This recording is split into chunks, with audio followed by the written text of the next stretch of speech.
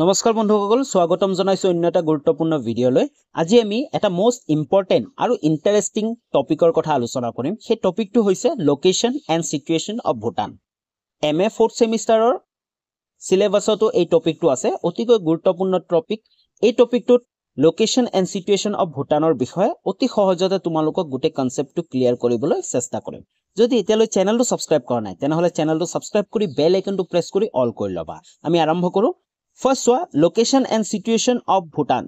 তাৰ আগতে আমি এটা সৰু ইন্ট্ৰো পঢ়ি ল'ব লাগিব তোমালোকৰ এক্সামত যদি ভুটানৰ লোকেশন এণ্ড সিচুৱেশনো আহে তেতিয়া তোমালোকে এই যোনটো ইন্ট্ৰো আছে সেই ইন্ট্ৰোটো তোমালোকে ইউজ কৰিব পাৰা তোমালোকে শৰ্টলি লিখি দিব পাৰা ভুটানৰ ৰিলেটেড যিকোনো কোৱেশ্চনত তোমালোকে এইখিনি লিখিব পাৰা ইন্ট্ৰো হিচাপে ওকে কৈছে যে Bhutan is a small landlock country in south Asia Bhutan কি হয় এটা স্মল কান্ট্ৰি হয় আৰু ল্যান্ডলক কান্ট্ৰি আশা কৰো তোমালোকে ল্যান্ডলক কান্ট্ৰি মানে কি তোমালোকে জানা যিকোনো এটা দেশ যদি তাৰ চাৰিওফালে ল্যান্ডেৰে কভাৰ হৈ আছে হয়নে বিভিন্ন দেশেৰে কভাৰ হৈ আছে কোনো ওশেন নাই সেইবোৰ দেশক কি বুলি কোৱা হয় ল্যান্ডলক কান্ট্ৰি মানে ল্যান্ডেৰে লক হৈ আছে তো ভুটান এটা কি হয় landlock country in south Asia হয় এছিয়া কন্টিনেন্টত আছে কিন্তু কোনটো পাৰ্টত সাউথ এছিয়ান ৰিজনত আছে Located in the Eastern Himalayas আৰু কোট লোকেট হৈ আছে Bhutan to eastern Himalaya located হৈ আছে it share border with two countries আৰু ভুটানে তাৰ যি বৰ্ডাৰ আছে অথবা বাউণ্ডাৰী আছে এই বাউণ্ডাৰী শেয়াৰ কৰে কাৰ লগত দুটা দেশৰ লগত সেইটো হৈছে চাইনা টু দা নৰ্থ ফালে চাইনাৰ লগত and India to the south east and west আৰু ইণ্ডিয়াৰ লগত সাউথ ইষ্ট এণ্ড ৱেষ্ট ফালৰ পৰা কি কৰে বৰ্ডাৰ শেয়াৰ কৰে okay the country is known for its beautiful mountains dense forest and unique culture যেতিয়া আমি ভুটানৰ কথা আলোচনা কৰিম তেতিয়া কিন্তু আমি ভুটানৰ mountains dense forest and unique culture কথা আমি আলোচনা কৰিব লাগিব তো ইন্ট্ৰো যিমান পাৰা তোমালোকে এই কথাটো লিখিবলৈ চেষ্টা কৰিবা the country is known for its beautiful mountains dense forest and unique culture okay তো ক্লিয়াৰ হল আমি শৰ্টকে এটা ভুটানৰ বিষয়ে ইন্ট্ৰো এটা দি দিলো নেক্সট আমি এটা নেক্সট স্লাইডটো চাও সেইটো হৈছে লোকেশন হয়নে যেহেতু আমাক লোকেশনৰ ওপৰত টপিক টু আছে তো লোকেশন আমি লিখিব গলে আমি exact latitude and longitude too কব লাগিব ভুটানৰ তো so Bhutan lies between 26 degree 30 minute north to 28 degree 30 minute north latitude হয় ল্যাটিটিউড টু কোনটো 26 degree 30 minute north to 28 degree 30 minute north latitude and 88 degree 45 minute east to 92 degree 10 minute east longitude তো তোমালোকে screenshot লৈ ল'ব পাৰা তোমালোকে latitude and longitude of Bhutan two তোমালোকে exactly মনত ৰাখিব লাগিব ওকে তো আমাৰ লোকেশনটো ক্লিয়াৰ হল নেক্সট আমি চাম সেইটো হৈছে নেইবাৰিং কান্ট্ৰিজ হয় যেতিয়াই কোনবা এখন দেশৰ লোকেশন যদি আমি লিখিবলৈ যাও তাৰ নেইবাৰিং কান্ট্ৰিৰ কথা কিন্তু আমি লিখিব লাগিব ওকে তো নেইবাৰিং কান্ট্ৰি দুটাই আছে অলৰেডি আমি আলোচনা কৰিছিলো ইন্ট্ৰোত সেই দুটা হৈছে চাইনা এণ্ড ইণ্ডিয়া তো সোয়া আমি কেনেকৈ লিখিম নৰ্থত কি আছে চাইনা কিন্তু চাইনাৰ কোনখিনি পাৰ্ট আছে তিব্বত অটোনমাস ৰিজন ওকে যোনটো পাৰ্ট আছে চাইনা বৰ্তমান চাইনাৰ বুলি হয় সেইটো কিন্তু এটা টাইমত কি আছিল তিব্বত আছিল যেটো বৰ্তমান তিব্বত অটোনমাস ৰিজন বুলিও কোৱা হয় ওকে আৰু সাউথ নেক্সট ওয়া south east and west okay তিনিটা সাইডত সাউথ ইষ্ট এণ্ড ৱেষ্টত কি আছে ইণ্ডিয়া আছে হয়নে আমাৰ ভাৰতবৰ্ষ অথবা আমাৰ ইণ্ডিয়াটো আছে কিন্তু ইণ্ডিয়াৰ কোনকেইটা পাৰ্ট আছে সোয়া অৰুণাচল প্ৰদেশ হয়নে আমি চাবলৈ পাৰো ভুটানৰ লগত একদম বৰ্ডাৰ শেয়াৰ কৰা অৰুণাচল প্ৰদেশ তোমালোকে পিকচাৰটো চাব পাৰা এণ্ড আসাম অসমৰ লগত কিন্তু এটা বহুত লং বাউণ্ডাৰী শেয়াৰ কৰে ভুটানে এণ্ড নেক্সট হল west Bengal and Sikkim okay তো আমাৰ নেইবাৰিং কান্ট্ৰি ভুটানৰ গোটেইখিনি ক্লিয়াৰ হল প্ৰথমটো হৈছে চাইনা তিব্বত autonomous region and south east and west সাইডত কি আছে ইণ্ডিয়াৰ কোনকেইটা part Arunachal Pradesh Assam west Bengal and Sikkim okay তো নেক্সট আমি আগবাঢ়ো নেক্সট হল এৰিয়া আমি লোকেশন এণ্ড সিচুৱেশন যদি আমি কবলৈ যাও তেতিয়া কিন্তু আমি এৰিয়াটো কবই লাগিব তো ভুটানৰ এৰিয়াটো হৈছে এপ্ৰক্সিমেটলি 38,394 স্কয়াৰ কিলোমিটাৰ মনত ৰাখিবা যি ভুটানৰ এৰিয়া আছে approximately 38,394 square kilometre making it one of the smallest countries in the world আৰু যিটোৱে কি বনাইছে এই দেশখনক ভুটানখনক ওয়াৰ্ল্ডৰ এটা স্মলেষ্ট কান্ট্ৰি হিচাপে সৰু দেশ হিচাপে কি কৰে পৰিচয় কৰে ওকে ক্লিয়াৰ তো আমি এতিয়ালৈ যি লোকেশন আছে সেই গুটেখিনি ক্লিয়াৰ কৰিলো এতিয়া আমি সিচুৱেশনৰ কথা আলোচনা কৰিম তো সিচুৱেশন অফ ভুটান কি আছে so Bhutan is situated in a mountainous region হয় আমি অলৰেডি গম পালো যে ভুটানটো ক'ত আছে ইষ্টাৰ্ণ হিমালয়া ৰিজনত আছে তো ভুটান কি হয় সিটুৱেটেড ক'ত আছে ইন এ মাউণ্টেইনিয়াছ ৰিজনত আছে with most of its land covered by hill and valleys. আৰু এই দেশখনৰ most of its land, তাৰ land যিমানবোৰ আছে cover হৈ আছে কিহেৰে? Hills and valleys array. Okay, clear? Bhutan situated in a mountainous region with most of its land covered by hills and valleys. তাৰপিছত চোৱা, the Himalayas dominate the northern part of the country. হয়, যোনটো ভুটান কান্ট্ৰিটো আছে তাৰ যিটো northern part আছে, হয়, northern পাৰ্টখিনি আছে তাৰ ডমিনেট কৰি থাকে কোনে কৰিছে? হিমালয়া ৰিজনে, হয় নে? হিমালয়াছে কি কৰি আছে? ডমিনেট কৰি আছে. Okay, northern part of the country, while the southern part has lower hill and plains. কিন্তু আনফালে যদি আমি চাবলৈ যাওঁ তাৰ যি southern part আছে এই southern part বিলাকত কিন্তু hills and plains বোৰ আমিও দেখা পাম. ওকে, এটা মোস্ট ইন্টাৰেষ্টিং টপিক আছে, ইন্টাৰেষ্টিং কথা এটা আছে যে ভুটানৰ যদি আমি সাউথৰ পৰা নৰ্থ ফালেলৈ আমি যাই থাকো তেতিয়া আমি কি দেখা পাম? তাৰ যোনটো এলিভেশনটো আছে অথবা এল্টিটিউড আছে লাহে লাহে কি থাকে? বাঢ়ি যাই থাকে. আৰু যি একদম সাউথ সাইডটো আছে তাত আমি কি হিলছবোৰ দেখা পাম, প্লেইনছ এৰিয়াবোৰ দেখা পাম. যেতিয়া আমি লাহে লাহে ওপৰলৈ যাই থাকিম, নৰ্থলৈ যাই থাকিম, তেতিয়া আমি কি হিমালয়ান যি ৰেঞ্জেছবোৰ আছে, হিমালয়ান মাউণ্টেইনছবোৰ আছে সেইবোৰ আমি কি থাকিম? দেখা পাই থাকিম. আৰু শেষত গৈ আমি একদম স্নো কেপ অথবা স্নোফলবোৰো দেখা পাম. Okay, clear? তো নেক্সট যোনটো আছে সেইটো হৈছে এলিভেশন. অলৰেডি আলোচনা কৰিলো, ফুলমূলকে ক'লো যে এলিভেশনটো কি হয় চোৱা, rise from 160 metres in the south to over 7,000 meters in the north. হয়, যি 160 মিটাৰ ক'ত আছে? সাউথত হয়, হয় না? South to over 7,000 metres in the north. যোনটো সাউথ পাৰ্ট আছে তাৰ এলিভেশনটো হৈছে 160 মিটাৰ, আৰু যেতিয়া আমি নৰ্দাৰ্ণ পাৰ্টলৈ যাম তাৰ এলিভেশনটো হয় গৈ কিমান? 7,000 metres. The highest peak is Gangkhar Pensum, 7,570 meter, which is also the world highest unclimbed mountain. Okay, তো মনত ৰাখিবা হাইয়েষ্ট যোনটো পিক হয় সেইটো হৈছে Gangkhar Pensum, যাৰ এলিভেশনটো হৈছে 7,570 মিটাৰ, আৰু যিটো which is also the world highest unclimbed mountain. Okay, মনত ৰাখিবা. ক্লিয়াৰ?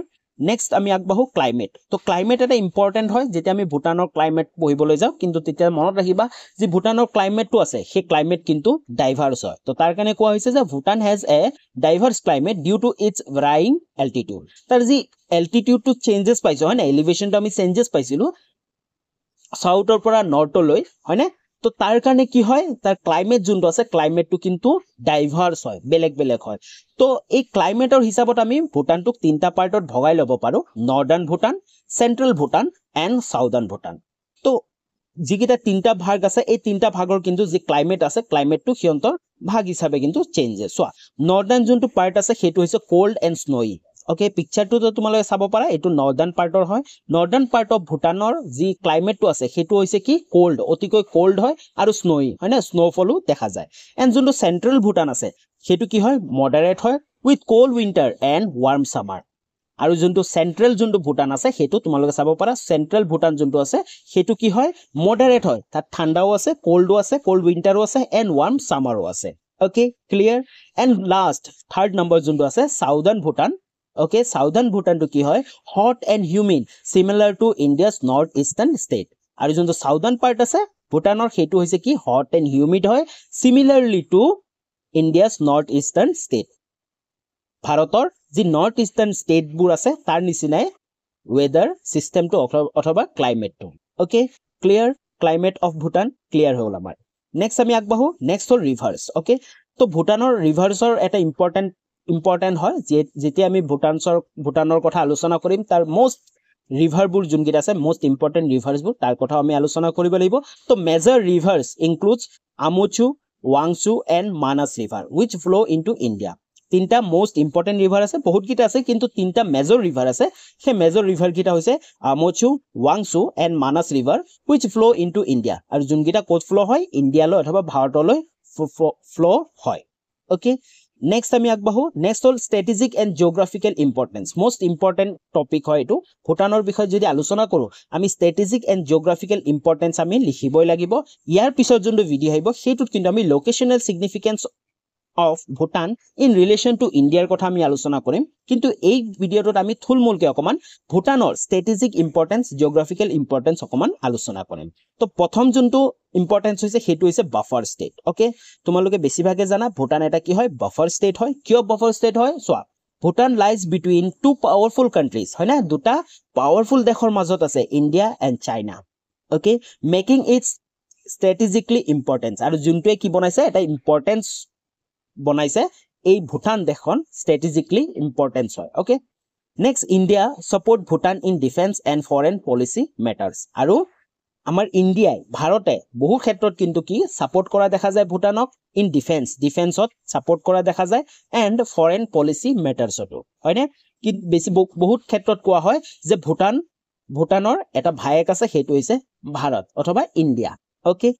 তো নেক্সট যোনটো ইম্পৰ্টেন্স আছে হেতু হৈছে ইকোলজিক্যাল সিগনিফিকেন্স ভুটানৰ কথা যদি আমি আলোচনা কৰো আৰু যদি আমি ভুটানৰ ইকোলজিক্যাল সিগনিফিকেন্সৰ কথা আলোচনা নকৰো তেতিয়া হলে কিন্তু ভুটানৰ কথা আধৰুৱা হৈ থাকিব কাৰণ বৰ্তমান সময়ত যি ইকোলজিক্যাল সিগনিফিকেন্স অথবা এনভায়ৰনমেন্টাল কনজাৰভেশন পলিচিবোৰ নাইবা কনস্টিটিউশন অফ ভুটানৰ যিবোৰ পলিচি আছে সেই পলিচিবোৰ কিন্তু বিশ্বৰ প্ৰতিটো দেশে অনুসৰণ কৰিব লাগে আৰু এপ্লাই কৰিব লাগে কিয় কাৰণ অলৰেডি আমি ষ্টাৰ্টিংতে এটা কথা কৈছিলো যে ভুটান একমাত্ৰ দেশ হয় য'ত যিটো দেশ কি হয় কাৰ্বন নিগেটিভ হয় মানে তেওঁলোকে যিমান কাৰ্বন প্ৰডিউস কৰে তাৰ পৰা কিন্তু তেওঁলোকে কি কৰে বেছিভাগ কাৰ্বন এবজৰ্ব কৰে ওকে তো ইম্পৰ্টেন্ট হয় তো so ecological significance Bhutan is known for its rich biodiversity and strict environmental conservation policies Bhutan কিহৰ কাৰণে জনা যায় known for its rich biodiversity হয় rich biodiversity and strict environmental conservation policies আৰু strict যোনবিলাক ল আছে তেওঁলোকৰ পলিসি আছে কিহৰ কাৰণে environmental conservationৰ কাৰণে about 70% of the country is covered in forest আৰু তেওঁলোকৰ যি কনস্টিটিউশন আছে অথবা পলিচিবোৰ আছে তাতো কিন্তু মেনশন থাকে যে কান্ট্ৰি টু 70% পাৰ্ট কি হৈ থাকিব লাগিব ফৰেষ্ট কভাৰ হৈ থাকিব লাগিব ওকে ক্লিয়াৰ হল নেক্সট আমি আগবাহো 3 নম্বৰ যোনটো ইম্পৰ্টেন্স আছে হেতু হৈছে টুৰিজম এন্ড কালচাৰ তো টুৰিজম এন্ড কালচাৰ মোস্ট এটা ইম্পৰ্টেন্ট হয় কাৰণ ইয়াৰ বিষয়ে এটা ইন্টাৰেষ্টিং ফ্যাক্টটো আছে তো তোমালোকে so Bhutan follows a unique development model based on gross national happiness GNH মনত ৰাখিবা GNH ৰ কথা কাৰণ ভুটানৰ বিষয়ে যদি লিখিবলৈ যোৱা তেতিয়া কিন্তু তোমালোকে GNH ৰ কথা লিখিব লাগিব আৰু এটা মোস্ট এটা ইম্পৰ্টেন্ট হয় কিয় ইম্পৰ্টেন্ট হয় কাৰণ ভুটানে এটা ইউনিক ডেভেলপমেন্ট মডেল তেওঁলোকে ফলো কৰে বেছিভাগ দেশৰ যি ডেভেলপমেন্ট মডেল হৈছে হেতু কিহৰ ওপৰত গুৰুত্ব দিয়ে জিডিপি হয়নে জিডিপিৰ ওপৰত গুৰুত্ব দিয়া দেখা যায় কেনেকে দেশনৰ জিডিপি টো ইনক্ৰিজ কৰা হয় কিন্তু ভুটানে জিডিপিৰ ওপৰত কিন্তু ফোকাস নকৰে তেওঁলোকৰ ফোকাস হৈছে GNH means gross national happiness তো এই যোনটো তেওঁলোকৰ ডেভেলপমেন্ট মডেলটো আছে এই মডেলটো কিন্তু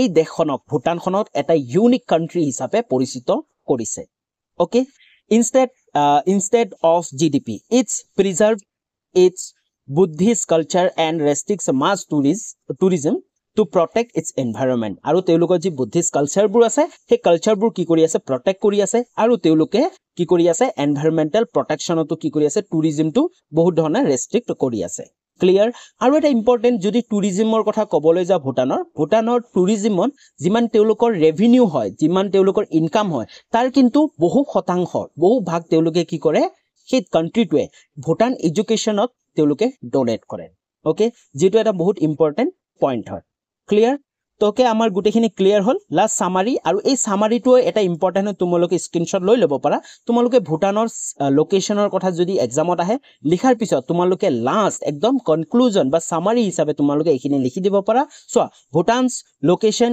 in the Himalayas gives it a unique geographical and cultural identity. Its strategic position between India and China make it important for regional politics, while its natural beauty and environmental policies make it a global example of sustainable living. হয়নে আৰু তাৰ যি natural beauty আছে আৰু environmental policy বোৰ আছে সেই policy বোৰে কিন্তু কি হৈছে এটা example set কৰিছে গোটে worldৰ কাৰণে কি example sustainable living or okay তো most important তোমালোকে এই সামাৰিটো তোমালোকৰ কোৱেশ্চনৰ শেষত লিখি দিবা okay তো ক্লিয়াৰ হল আমি location and situation of Bhutan গোটেইখিনি কভাৰ কৰিলো নেক্সট যোনটো ভিডিঅ' আহিব সেই ভিডিঅ'টোত অতি সহজতে চেষ্টা কৰিম বুজাবলৈ locational significance in relation to India okay যদি কিবা ভুল হৈছে তেনেহলে তোমালোকে কমেন্টত কৰি জনাই দিবা আৰু যদি ভিডিঅ'টো সম্পূৰ্ণ চালা তেতিয়াহলে বহু বহু ধন্যবাদ পুনৰ লগ পাম নতুন এটা ভিডিঅ' লৈ তেতিয়ালৈ বাই বাই